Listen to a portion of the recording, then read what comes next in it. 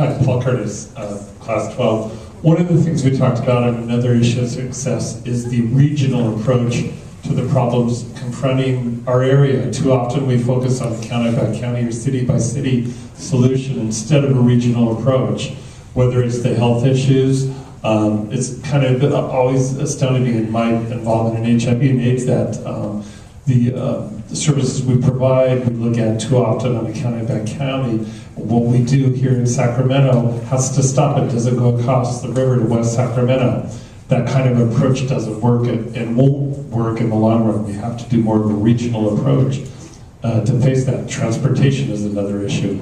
Looking at what's happening with RT, we need to look at a regional approach instead of the individual approach.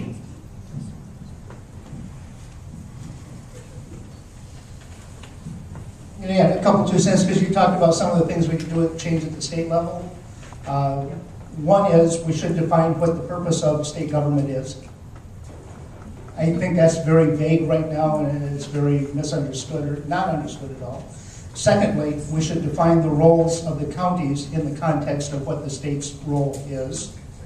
And then lastly, we should defer and bring as much authority down to the local level as possible.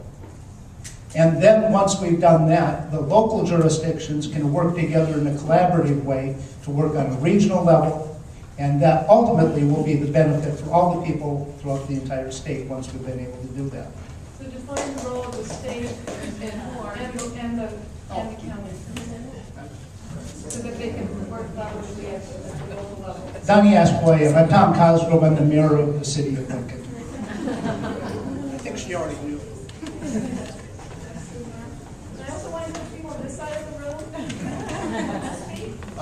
Just real quickly, I don't think we should, when we talk about regional approach to problems, we should ignore the fact that there's been, in my opinion, a fundamental change in the political structure of the federal government, and there will be opportunities to create regional collaboration by virtue of federal decision making. A great example is workforce preparation.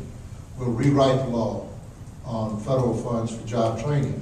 And the question then is, what's our opportunity to change the structure by which we drive regional cooperation on job training, which leads to economic growth, which is fundamentally economic growth. So let's don't just think about state government when we listen. Maybe we need to, but we need to use other opportunities we have. And one of those will be the changes that are taking place at the federal laws.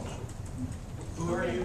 Oh, I'm Bill Kim, the Executive Secretary. I'm a friend of Scott. I work with Scott's office. I'll take a shot over here. Bruce Starkweather, right? I think I'd like to pick up on what Tom said over here. And I think in defining government's role, we also have to come back and not forget the role of the citizen. And I was joking over here, I wonder if we're teaching civics the right way in school. Because I will profess a theory of my own that for the last 70 or 80 years we've been building an entitled society that nobody is responsible for anything, let alone paying for what you have to do, being a productive citizen, and voting with intelligence. And so I think all of these efforts, we tend to focus on just the top and not where it's coming from. And I'm deeply concerned that in my definition of the California dream is it's the citizens have to get back into why are you here? And it's not just for a lifestyle that's groovy and wrapping you in a blanket. It's because this is, to me, I travel internationally and I always say California is not a place, it's a state of mind. It's where the diverse population of this state has the opportunity to succeed. At the same time, the downside of that is some people who aren't here to be successful can drag us down. And I'm deeply concerned, having spent the time on the general plan, which was an extraordinary exercise in civic involvement, of how uninformed the citizenry is, how siloed the individuals are, because again, the behavior change is a function of consequence. Blueprint showed us the consequence not only of regional behavior, but individual behavior, and then asked us to incrementally start to change it.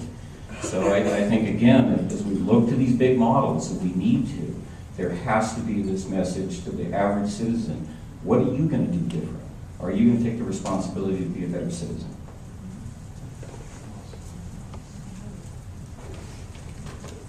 Hi, Wendy Hill, ALF Class 13. I actually wanted to build on what you had just said about civics. As a member of the generation that is being taught the entitlement, I don't see it as being taught entitlement. I see that civics for us is being taught as uninformed of the process. And I think that realistically, if we want to move forward, we need to realize that we're being taught sort of that government is, that we are not a part of government, but government makes the decisions for us. Not that we are entitled, but that we are not a part of. So trying to incorporate the education to the general citizen, the voter, the voting population as you are a part of civic engagement, not a part of this government structure, I think is extraordinarily important. But I do oftentimes take offense to being a younger person defined as a person being taught of entitlement, because it's not that, it's just not being taught how the process should work. And in line with that, or similar to that, we think that the best results come from a public-private partnership, but we don't have any easy ways for the private sector to plug in to the government. And so that is one of the things we need to develop, some kind of mechanism that will enable the private sector to plug in.